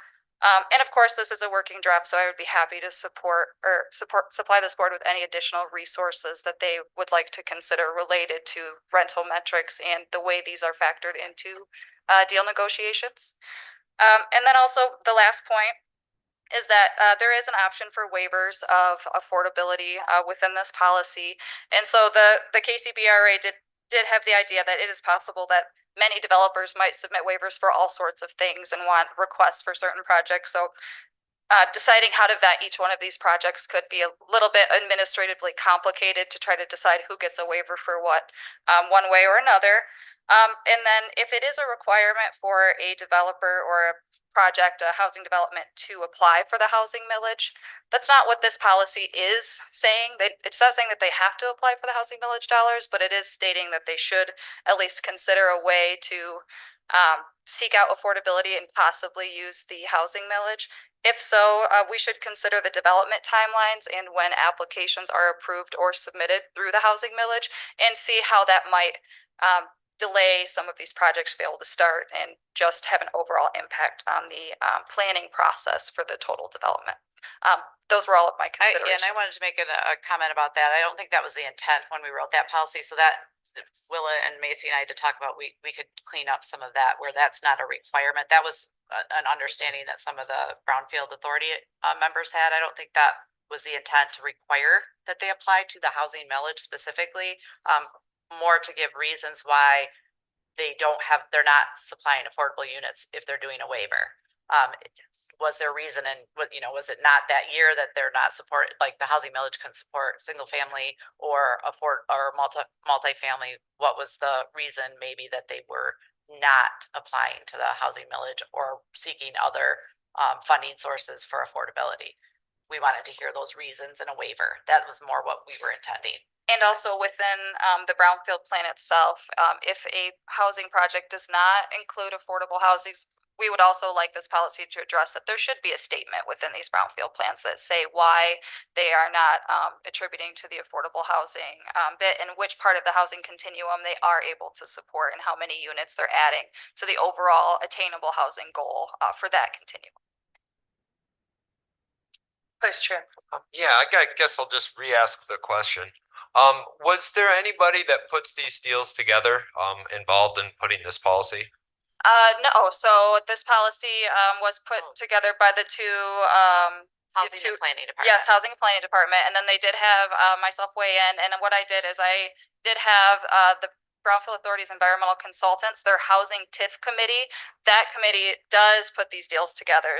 They're a third-party consultant, and so we use their input to help go through this document, but they did also have some considerations about the 80% AMI minimum. My suggestion to the board would be to try to probably put some sort of ad hoc committee together with people from planning and people that put these deals together, whether it's Michigan Growth Advisors or one of the other. There's only probably 2 or 3 companies that do this. Their input is going to be absolutely crucial to try to do that. And this new act, it's going to create 10 times the owner-occupied houses that our housing millage ever will. 10 times. The ability for this to have owner-occupied, this is going to have a more profound impact on home ownership in Kalamazoo County than our housing millage will. Far more. Just based on the TIF and how how this is designed. So I think we need to do this right. I think the board is in the right for trying to make sure there's affordability component in it. I think that we should sit down with the people that put these deals together and negotiate with them. And probably they're not going to be 100% happy with what we come up with, but it needs to be something that both sides can live with and that we know that we're going to be able to generate thousands of houses and not apartments, not subsidized apartments, but actually build home ownership. And that's what the intended legislation of this was back in 2023. So. Macy. If I can add to that too, one member of our board who was present at the meeting did have some supplied an email to you guys with some of our considerations. He does work for Michigan Growth Advisors, so I think it's important to note that a member of that team has weighed in, and then the Fishbeck consultants were the ones for the Housing TIF Committee, a separate organization, also professionals in the field who write these plans too. So far we do have 2 different teams on it, so I think that's a great recommendation, and I would be happy to be part of that team. I have a note as well, Chair, just on the last note that the Vice Chair mentioned. There is a housing plan pending coming forward, so there is there's a timing consideration as well. So if you're looking for doing ad hoc committee, I think that would be sooner than later. I think might be a good idea. Thank you for that feedback. So, and Vice Chair, I'm going to ask you, you see that this will be a tool more likely to be used for single occupancy developments rather than multi-unit developments. Is that correct? Is that what I'm hearing? Correct. I think this tool will be mostly for home ownership, single units, detached units, probably mostly in the township. Now, the idea that they're going to use different brownfields, I'll call their bluff on that. There's no brownfield that has the revolving fund that we have. So that's just nonsense. But we do have to actually build something that makes sense so that people will use it. So yes, this enacting legislation is going to build single family owner occupied homes mostly. Thank you, Vice Chair. So if it is successful to the scale that Vice Chair potentially foresees, what is the impact on generated tax revenue if we have a large number of single family homes on TIF plans like this? What does that do to our ability to support the infrastructure needed for those homes, for the water, the sewer, the roads? And then, well, I'll let you answer that first before I go. Sure. So as part of an eligible housing TIF plan, public and private infrastructure are both eligible costs for reimbursement through this TIF. And it's important to note it is public and private so that these housing developments who are owned privately can be hooked up to the public municipal supplies. And then I think I want to weigh in on the fact that it is statute that these housing TIF plans do have to have a community benefit that has to be justified within every plan. And so I'm saying this for the public and for the local units who may be listening in, is that every plan needs to be treated as a case by case, and they really do need to think about that community benefit because there are going to be a lot of housing projects that come forward, and there's always been housing projects that come forward, right? And because this is a new use of the tool, we need to make sure that those local units who do have their own infrastructure needs and costs, whether it's a non-motorized walking path coming through, whether it's a new street light, a road diet, these municipalities can also be developers within these plans who are eligible to get reimbursed for their own costs that they pay for upfront. And it's important to have these communications and these conversations very early so that we can build that into the plan itself, and so that everybody who is a stakeholder in these projects has an opportunity to be repaid back. And then also you negotiate the timeline of who gets paid back first. And so I do think it's important to note that as well. And then just remind the public that for brownfield plans, this is the capture is on the increment that the taxable value increases by. So the potential of a lot of these housing projects, especially if it's a single family home, the increment does go up quite a bit. You can start a house at, almost a $0 value depending on the situation, and then you're capturing full increment on a $300,000 house or whatever these are priced at. So this is a good opportunity for local units to get in early and pay for some infrastructure and get reimbursed through their own local taxes that are already being put into this, because a lot of these plans are local with county and local unit taxes going in. If it has an Act 381 work plan, then that's a plan that gets approved through the state where they can capture school operating and state education taxes to, allow that repayment to be a little bit greater and for the brownfield plan timeline to be shorter. That's limited on for sale homes. And limited on the for Because sale. there's a tax exemption for if you're primary residence tax exemption, so the state tax is a little bit limited on for sale housing. Yes. Commissioner Kistler. Thanks, Chair. I guess I'm referring to the pavilion project that I'm most familiar with, Tabby 42. Yep. And have you come to a way of determining who's going to be responsible for the income verification and how often is it going to be done? Or is that going to be varied depending on who's putting the deal together? So I'll speak on that specific plan and then I'll make a generalization. So that specific plan is going to be seeking an Act 381 work plan. So that does have a couple additional requirements that will have to be submitted to the State Housing Development Authority. MISHDA is the one who does have to approve that work plan. So there are some additional strings that will go into that. In addition to my generalized statement I'm going to make now is that the Public Act does require that I do the annual reporting every year. It's due by August 31st every year. So on Friday, I was just doing all my annual reports last week. It is written into the development agreement that is a mandatory requirement for all brownfield plans. And so within that development agreement, it details what date or when the developer has to submit their annual metrics to me. And that talks about number of residential units, infrastructure dollars improved, capital investment, all sorts of different details. I'd be happy to supply this board with that information if that was something that you'd like to see as well. But the short answer is it is the administrator of the Brownfield Authority who is obligated to do those annual reports. But I do send out notices to all the developers in June of that year. So we send it out like a year later. So I just did all of the reports for 2024, but I required all of the developers to get me their metrics by June of 2025 so that I could get my annual reports done in time for August 31st. I guess I'm still not clear.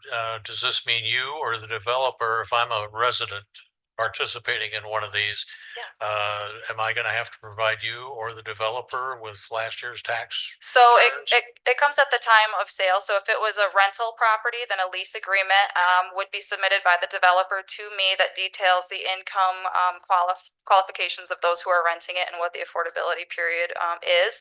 And it is on the developer to make sure that an income qualified household are in those units. When it comes to a for sale unit, that does come at the time of sale. The first sale sale is what is put in there. And then if there are deed restrictions that are put in, that is something that is built into the negotiations of that first sale on that home. And that is the developer's obligation to assemble those materials and then send them to me. So the homeowner or the renter only has those obligations right in the beginning as soon as they sign up for that property, sign up, so to speak, or purchase that property. Then it is the developer. If the developer does not supply that information to me, then they are in default on their agreement with us. And then we can hold on to tax increment revenue and not reimburse them until they have proof that they have sold these homes or rented these homes to income qualifying households. What's the impact though for me as somebody that qualified and I'm participating and I get a promotion or my spouse goes to work and all of a sudden our household income is beyond the limit? Well, it does have to do with the original signing and right when you're in there, what. Yeah, it's a one-time submittal. So when you go to sign that lease or when you purchase that home, that is when you have to submit And your there's income no annual qualification. double checking. As a homeowner, you don't have to submit your income to us annually. For sale homes, it's a cumulative total. So once we record one sale, we just record the sales that happened in the next year and add it to the total. So there's not requirements of the homeowner themselves. But again, if you do sell the home, this policy does detail that there is a loss in that gift of equity from getting that housing subsidy in the first place. And I'm not sure what page that is in your policy, but that is something for you guys to consider, as well as if you would like to claw back, so to speak, some of those funds if somebody were to make more money or were to sell that property and make a profit off it, so to speak. That is what this policy does detail, is a portion of those funds coming back to the county or the BRA to go into a housing fund to support affordable homes in the future. So if you sell it for more, there's within the affordability period, and I think this policy details 15 years maximum, then they don't get all of the equity on that home. Some of that comes back. So that's something for you guys to consider if that's the parameter you'd like to take with this policy. Thank you. Thanks for humoring me. Yeah, Chair. absolutely. These are complicated and appreciate the expertise involved here. Can you help me understand why would we want to endeavor in a TIF plan that waives affordability requirement? What is in the interest to us? And then also, I want to understand the impact that this TIF financing tool will have on infill development versus sprawl. And is there anything we can do within policy to encourage infill? And then finally, just that notation that the pool of households making $50,000 is low seems, pretty grossly out of touch. When we look at our housing plan, in consultation with Upjohn, we see the greatest number of units needed in the community at the lowest end of the income spectrum. And so, maybe certain places in the community have a limited number of people making $50,000. Certainly not the case in our urban core, where that's above the average income. So before I address your other questions, I want to make a statement about your last one. So I will go ahead and ask for some additional information on so a board member was the one who supplied that comment, and they are one who does work for a firm that writes these plans and does the deal structure. So I would be happy to ask them for some additional information on how they got to that conclusion about it being a small pool of individuals in that $50,000 range for the rental. They were targeting the rental discussion there. But I will see if we can get some additional information, because I just think that'd be good for you guys to see and the public as well the next time this comes back up. But I want to address your first question. Rachel's being great and writing them down for me so that I don't forget them all. But your first question had to do with why would we entertain a housing development that did not have affordable components into it.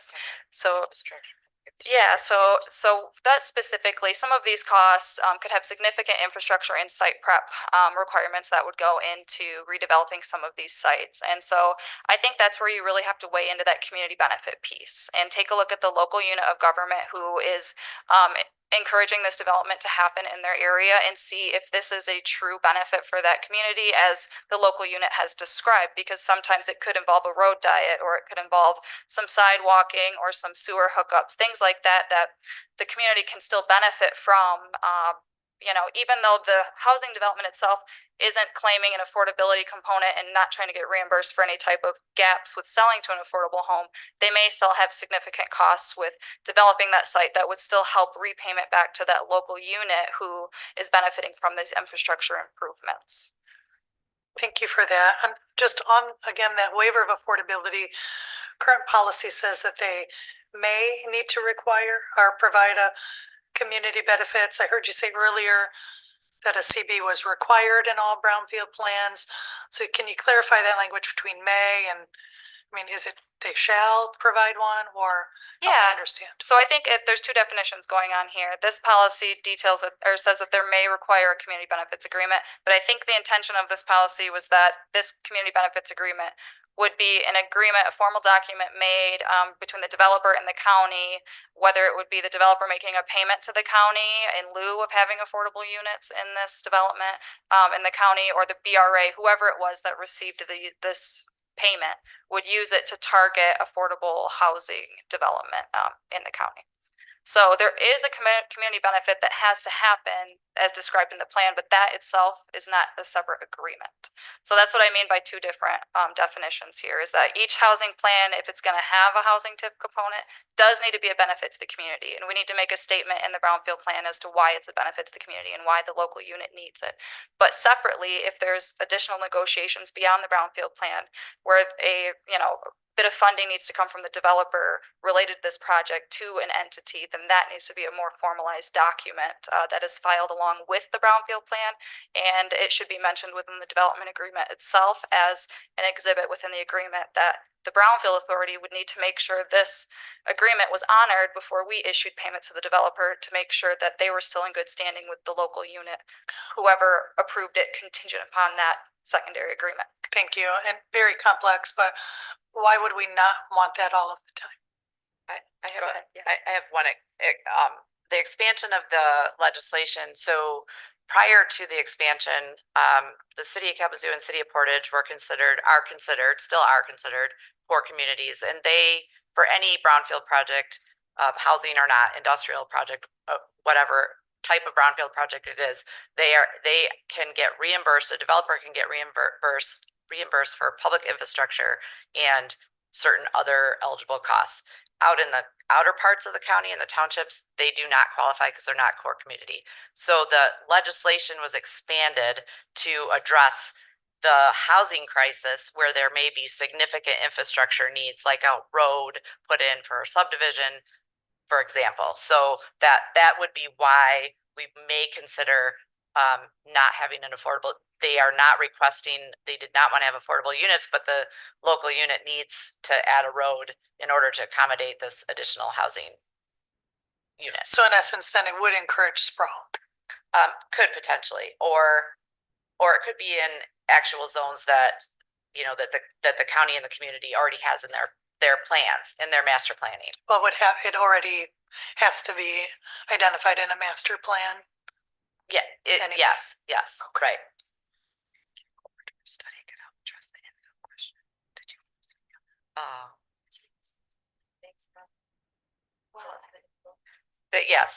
Do you? Well, I will very lightly speak on this because it's not public yet. Well, it hasn't been, the application hasn't been formalized yet. Yeah, so the Brownfield Authority has been approached by the Kalamazoo County Land Bank to help strategize a scattered site housing TIF plan. And so their application has been approved, but behind the scenes, we are still working on how to write that plan and the complexities that might come along with a countywide plan, because there are certain, there could be potentially over 300 parcels within this plan. And so it's the kind of thing where some portion of the development will happen in the city of Kalamazoo, some portion will happen, over in all the rural areas. It truly would be an infill plan. I hope that we get to present that to you guys here shortly, but that is a concept that we are entertaining for infill. But I do know that The land bank is still working. the on land bank the- is still their working on that. specifics. Yes. So we haven't seen the brownfield plan Yes, yet. correct. So that's still, they're still working on that, but that is one idea, one creative way to help reduce sprawl. And I should note to this board that that is something that the Brownfield Authority is mindful of, is part of Act 381 is the reduction of sprawl. And so we do like to consider that with every plan. So if we see a green space being taken up with a housing development plan, we really do weigh in on that community benefit piece and try to figure out how this works for the local community who is building this development and whether they've been considered in any type of reimbursement form for infrastructure and other needs. Thank you for that, because infill development is a climate mitigation strategy. I mean, the more that we have a dense population and have green space, the better that is for a long-term stability of the existence of human life. One additional question, you talked about the potential for multi-unit developments at the 80% or under affordability threshold. That language about them considering housing millage funding. I'm also wondering if it would be appropriate or feasible that these multi-unit developments accept housing vouchers. Particularly if we identify an opportunity to expand county-generated housing vouchers. A landlord can have a guaranteed income from a tenant holding a housing voucher, be individually based and not project-based voucher. So I would like to see language like that strengthened within this policy as well. Along with that, a CBA shall be required if affordability is requested as waived. Vice Chair Pro Tem. Thank you. You kind of touched on it. Green space, etc. Agricultural space is my concern. Also, the infrastructure necessary to support good quality community health and environment, which would be water, sewer, as well as the roads. So keeping it confined to cities, villages, and is important. I think that we don't take up all of our agricultural land that is really necessary only if you want to eat and kind of survive. So just throwing that out there is just a little thought. And I'd like to add that in my communications with my board, the Brownfield Authority, they treat agricultural in the same mindset as what they deem as green space.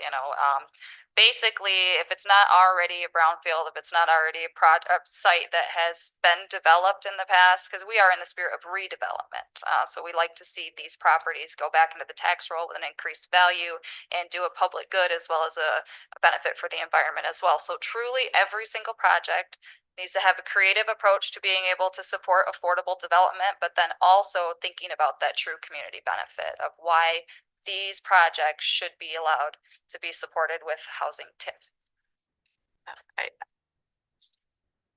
Yes. I just wanted to mention that county housing and county planning have been working on a corridor study for the county that we're hoping to present to you hopefully next month. We're still working out the details for the presentation, but that will hopefully help drive some of that discussion where there's infill in specific areas. And I think it has some very good information about what that infrastructure cost looks like on really looking at infill zones and corridors for our townships and cities as well. It really is imperative for us to look at those areas for infill development versus sprawl. A lot for infrastructure costs. I mean, it's a little bit eye-opening from some of the stuff we've seen. So we should be presenting that soon. And that can be, drive the housing plan, all of these types of information. And if I could just add to that a little bit, I think really what it's going to take too is a lot of these local units coming together and thinking about some zoning reforms as well, taking a look at what is identified through these corridor studies and then considering how we rezone some of these properties that might have been sitting vacant for a while You know, sometimes we see an industrial property get developed after sitting for 20 years and then the community is upset because they can't walk their dog there anymore. You know, it's like the knowledge of making people aware that these have been zoned this way. It's clearly not working for whatever reason. We need to consider some zoning reforms and help use the tools that are available to us now to support housing development activities countywide. And we look forward, I think, to helping convene that dialogue with our other local units. Hopefully they're planning commissions as well, as we sort of get a game plan regionally about what to do. Anything further this time? All right, Vice Chair, go ahead. Really quickly, as you're developing this, you shoot me an email. I'd love to come and sit down and talk this through and have people from both sides of because one, it needs to work. You need to have something that people are going to apply to it and then go out and get these businesses and submit these plans. And two, the chair is absolutely right. If we are putting governmental money and using these tools in place, there needs to be an affordability component to it. So it's a balance, but I'd be happy to help on that endeavor. We appreciate the opportunity for the dialogue and for getting our feedback. All right. We will have further discussion in the future. We'll move to next. We had a first reading request for approval of proclamation recognizing September 2025 as National Recovery Month. And we can read that into the record at our next regular board session. And then we also have a first reading for the proclamation designating September as National Suicide Prevention Month as well. Anything from any of the commissioners on either of those items? Okay. All right, with that, we have no closed session needed of us this evening. Nothing else before us for now. We are adjourned.